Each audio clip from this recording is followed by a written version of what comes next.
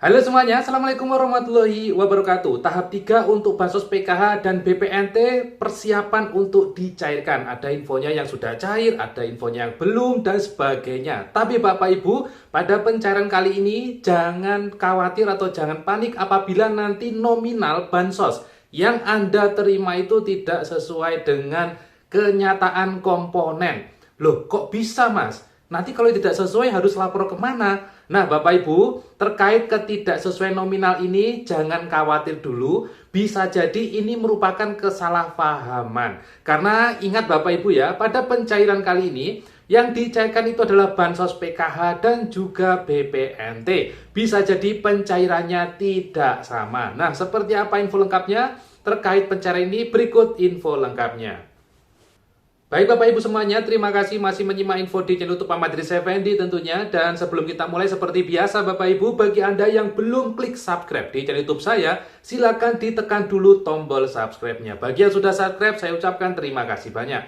Langsung saja Bapak Ibu kita ke topik pembahasan. Jadi ini berkaca pada pengalaman pencairan tahap 2 tahun 2026 kemarin, di mana pencairan tahap 2 kemarin kan sudah dicairkan sekitar bulan Mei dan Juni tahun 2026, dan di sana ada yang menyampaikan jika bantuannya itu tidak sesuai dengan nominal.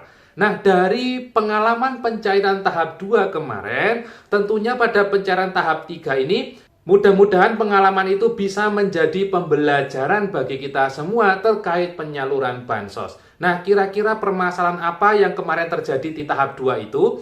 Jadi Bapak Ibu, di sini saya bercerita, saya contohkan Bapak Ibu ya, saya contohkan ada satu penerima. Jadi keluarga ini merupakan penerima bansos PKH dan juga BPNT dengan komponen lansia.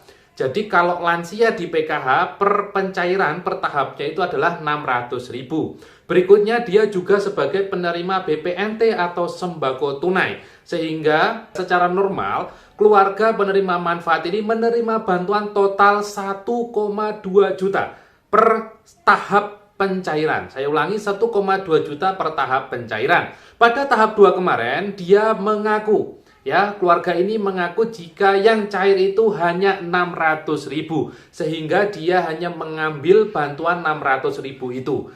Ternyata Bapak Ibu, setelah beberapa hari berlalu, ada dana atau ada saldo lagi yang masuk ke kartu KKS-nya.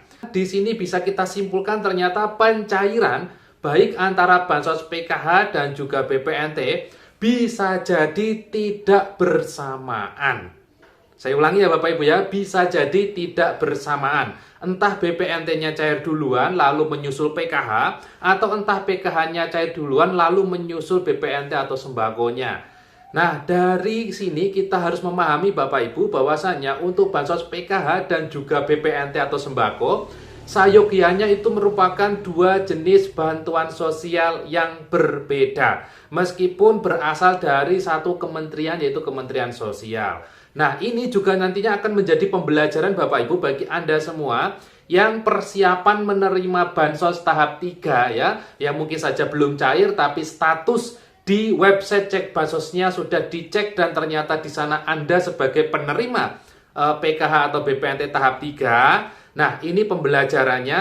Nanti jika nominalnya tidak sesuai, dicek dulu dana yang masuk itu nominalnya berapa. Sesuaikan dengan komponen Bapak Ibu semua sebagai keluarga penerima PKH. Disesuaikan ya, mungkin masih ingat Bapak Ibu, kalau untuk nominal SD itu 225, SMP 375 ya, SMA 500, lansia 600, disabilitas berat juga 600, anak usia dini 750, ibu hamil 750. Untuk BPNT masih sama, yaitu total 600 alias per bulannya 200.000, dicarikan total 3 bulan jadikan 600. Jadi nanti silakan dihitung Bapak Ibu ya, kira-kira saldo yang masuk itu bantuan apa? Apakah PKH-nya ataukah BPNT-nya? Misal Bapak Ibu, misal yang masuk hanya PKH-nya saja, kok BPNT-nya belum? Padahal dicek bansos Anda juga sebagai penerima BPNT.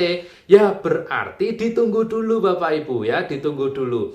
Karena banyak kasus yang di tahap 2 kemarin itu Bapak Ibu ceritanya gini, dia itu yang cair hanya satu, hanya PKH-nya. Ngiranya dia ya sudah, itu selesai. Tapi ternyata di akhir bulan ada saldo masuk lagi yaitu BPNT susulan. Nah, karena dia tidak tahu adanya saldo masuk itu, sehingga sampai akhir bulan bantuannya lupa mengambil. Lalu bantuannya menjadi hangus atau kembali lagi ke kas negara. Dan itu saya kira eman-eman dalam bahasa Jawanya ya. Jadi Bapak Ibu, misal nanti Anda cek di rekening kok saldonya tidak sesuai dengan angkanya ya, dicek dulu kira-kira itu bantuan apa yang masuk, jangan-jangan masih satu jenis bantuan. Jika memang benar satu jenis bantuan yang masuk dan Anda dicek di Bansos itu sebenarnya dapat 2, ya ditunggu dulu Bapak Ibu. Tidak perlu tergesa-gesa. Tidak apa-apa, nanti yang sudah masuk misal jika ingin diambil boleh silakan diambil ya. Tapi nanti di akhir bulan ataupun di awal bulan September jika nanti ada saldo lagi yang masuk alias masih di tahap 3 tapi jenis bansos yang berbeda, ya silakan diambil juga. Ya gitu Bapak Ibu ya.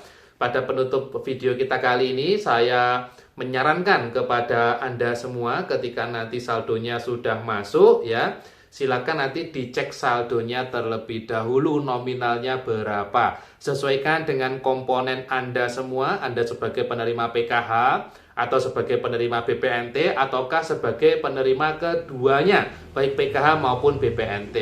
Nanti bisa dihitung sesuaikan dengan komponen PKH dan juga bansos BPNT di keluarga Anda, itu sebenarnya bisa dihitung kira-kira nominal bantuan yang akan diterima itu berapa. Misal tidak yakin nominalnya berapa, Anda juga bisa kok konsultasi ke pendamping sosial ya, khususnya pendamping sosial PKH di kecamatan Anda masing-masing. Misal Anda ingin tahu lebih detail kira-kira uang yang akan ditransfer di tahap 3 itu totalnya berapa sih? Baik PKH-nya berapa, BPNT atau sembakonya berapa, untuk memastikan. Gitu Bapak Ibu ya.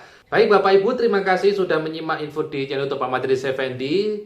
Saya Haris undur diri, kita akan ketemu lagi di info bansos berikutnya dan wassalamualaikum warahmatullahi wabarakatuh.